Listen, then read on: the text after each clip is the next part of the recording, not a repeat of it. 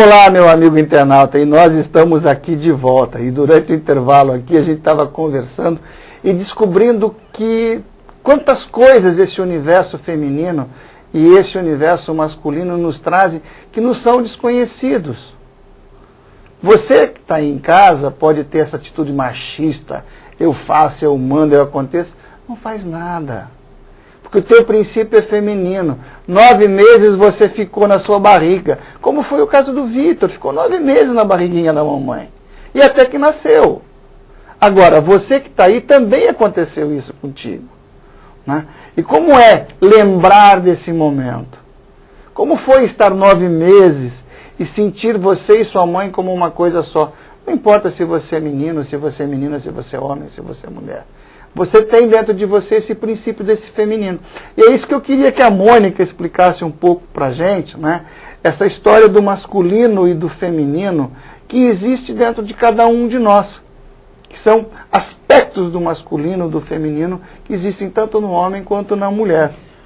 Bom, então, primeiro a gente precisa deixar esclarecer que existem muitas dimensões nisso. Né? Então, quando a gente fala da deusa, a gente está falando, ou quando eu falo da deusa, eu estou falando de uma totalidade que pré-existe à minha existência. Minha mãe existe como um ser antes de eu vir ao mundo, como a mãe de todos. Quando eu venho ao mundo, eu sou uma totalidade que pré-existo a uma série de coisas que eu posso criar, posso viver. Que sejam filhos, que sejam livros, que sejam, não importa, o que eu criar. Eu como mulher, mesmo o Ciro como homem, ele é uma totalidade que pré-existe a uma série de coisas que ele vai fazer. Quando nós falamos de princípio masculino e princípio feminino, nós estamos falando de uma dimensão de manifestação que é universal. A totalidade, aquilo que está antes do Big Bang, vamos dizer assim, na verdade a gente não tem acesso, a gente não sabe. A gente chama de ou a gente chama de nada, ou a gente chama de totalidade. Quando o universo surge, ele surge se manifesta numa dualidade. Então tudo no mundo é dual. O dia e a noite, o claro e o escuro, o frio e o quente.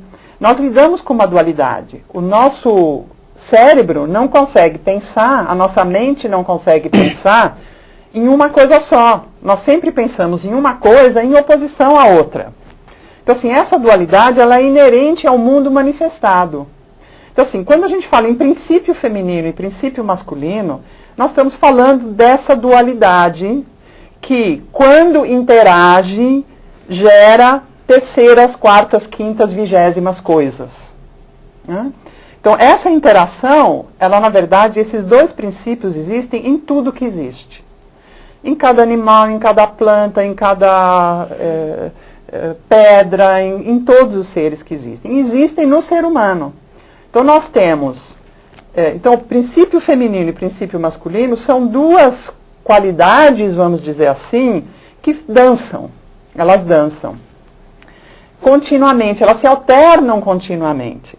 Então, eu me interiorizo e me exteriorizo. Nós fazemos isso todo dia. Quando nós vamos dormir, nós nos interiorizamos. Quando nós acordamos, nós nos exteriorizamos. Nós fazemos isso muitas vezes durante o dia. Então, interiorizar é seguir o princípio feminino. Exteriorizar é seguir o princípio masculino.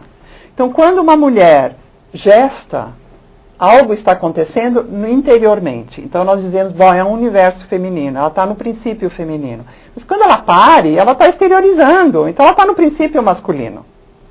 É uma imagem bonita. É o mesmo ato do masculino e do feminino presente na mulher, e num caso bem claro. Isso. Pariu, botou para fora. Isso. A minha cria saiu. Isso. Eu gestei, eu interiorizei, eu acalentei, no meu feminino. Agora você nasceu, segue o teu caminho. Isso. Isso então, é o masculino. Isso, exatamente. Olha que coisa bonita. Vocês estão vendo quanta coisa a gente está aprendendo então, hoje? Isso é no nível dos princípios. A coisa começa a ficar mais complicada Quando a gente vem para o nível social, cultural, em que aí a gente classifica, categoriza os homens de um lado, as mulheres do outro. Se a gente só categorizasse os homens e as mulheres, não teria problema, porque todos nós nascemos ou macho ou fêmea. É um dado biológico. Né? Agora, quando essas categorias